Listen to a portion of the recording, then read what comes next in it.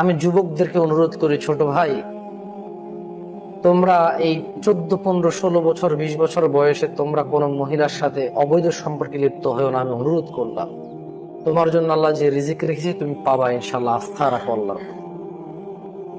আমি যুবতী আমার বোনদেরকে বলতে চাই, বোন, তুমি এই ছেলেদের সাথে তোমার চরিত্র নষ্ট করেও না। তুমি সন্তুষ্ট থাকো, আলহামদুলিল্লাহ। এই দেশের মাটিতে এখনো মানুষ এইটা মনে করে না যে মেয়ের বয়স 30 বছর হলে বিয়ে দিন ম্যাচুর হইতে হবে।